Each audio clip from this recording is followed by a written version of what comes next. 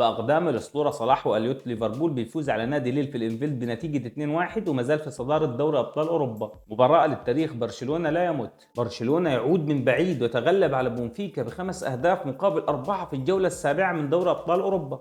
قبل ما نبدأ الفيديو صلي على النبي واشترك لي بالقناة واعمل لي لايك ويلا بينا. الريدز يحقق الفوز السابع على التوالي في دوري أبطال أوروبا ويستمر في الصدارة ويضمن التأهل ضمن أول 8 فرق. مباراة كانت أقل من المتوسط، شوط أول كان نايم ثم يفاجئنا صلاح ويسجل الهدف الأول في الدقيقة 35. حلول ليفربول الكرة الطولية لصلاح لأن الليل كان مقفل المباراة على ليفربول. مفتاح اللعب دايما بيكون صلاح. سوبوسلاي كان أسوأ لاعب في المباراة، لا بيقدر يلعب ولا بيقدر يجري. محمد صلاح يسجل هدف كالعادة في دوري أبطال أوروبا عشان يوصل محمد صلاح ل 39 مساهمة تهديفية هذا الموسم مع ليفربول، ويتخطى عدد المساهمات الموسم اللي فات اللي كان مساهم ب 38 هدف. غير ان هدف محمد صلاح اليوم ضد ليل صار الهدف رقم 50 أوروبيا مع ليفربول. هدف كان حلو جدا بعد ما انطلق بسرعته، فنشه في المرمى الخالي ولكن بلمسة سحرية جدا. صلاح هذا الموسم بيوصل المساهمة التهديفية رقم 41 مع النادي والمنتخب، هو كده هداف النادي بفارق 20 هدف عن اقرب منافس، وبيوصل لهدف 233 مع ليفربول في كل المسابقات. غير ان عنده 337 مساهمة تهديفية في 380 مباراة. وجنز اليوم مع احتفال صلاح بيأكد ان صلاح موجود في ليفربول لمدة عامين. صلاح يا جماعة لاعب مش عادي، محدش يقارنه بلاعب عادي، صلاح بيتقارن مع الاساطير. يمكن صلاح من اكتر اللعيبة الحاسمة على المرمى اللي شفتها في حياتي. شوف مسجل الهدف منين، من مسافة بعيدة، ولكن خلاص ده بقي العادي بتاع محمد صلاح ما شاء الله. بص من الاخر، صلاح هو مفتاح اللعب لدى سلوت. بص من اول جونز عمل ايه، عمل تمريرة سحرية بانطلاقة صلاح يستغل خروج الحارس ويسجل الهدف، ثم يسجل ليل اللي بيلعب ناقص واحد في الدقيقة 62. ليل يسجل هدف عن طريق الديفيد ويتعادل مع ليفربول. مباراة عادية جدا كان ممكن ليل يتعادل مع ليفربول، لكن ليفربول بيلعب بكل هدوء ويسجل أوليت الهدف الثاني لتكون النتيجة 2-1 لليفربول. رسميا ليفربول بيتأهل بالعلامة الكاملة لدور ال 16 لدوري أبطال أوروبا. نيجي للمباراة المجنونة، مباراة برشلونة وبونفيكا، مباراة تاريخية لبرشلونة في دوري أبطال أوروبا. يفوز برشلونة بعد ما كان متأخر وبيعمل رومنتادا خيالية، مباراة رائعة وسريعة. اللي حصل ده إعجاز، مباراة للتاريخ يا برشلونة، والصورة دي بتتكلم عن كل حاجة.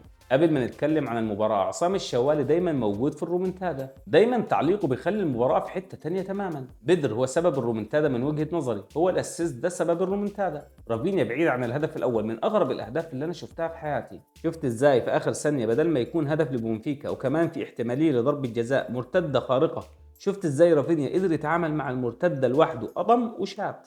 رافينيا 30 مباراة في الموسم مع برشلونة، 31 مساهمة من 30 مباراة، مش طبيعي. رافينيا كان هيتباع، قال لك كلمة واحدة، أنا هموت من أجل برشلونة. أخطاء كارثية من تشينز. المبرر الوحيد المنطقي لخروج تشينز بره الجول 30 يرضى إن هو شارب حاجة. خطأ تشينز لهدف بولفيكا خطأ كارثي.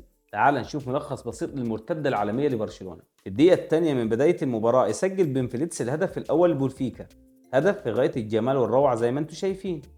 وفي الدقيقة 12 ضربة جزاء لبرشلونة يسجلها ليفاندوسكي وتصبح التعادل، بيسجلها بكل هدوء. مباراة مليانة أهداف، مباراة جميلة وسريعة وقوية.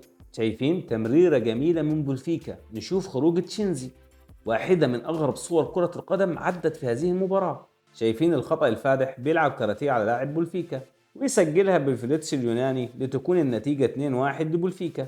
ثم بولفيكا يسجل الهدف الثالث من ضربة جزاء ويسجل الهاتريك بالفليتس لتكون النتيجة 3-1 هاتريك للاعب اليوناني. برشلونة متأخر بهدفين، ثم يجي رافينيا يسجل هدف مباغت ملحقناش حتى نشوفه في الدقيقة 64.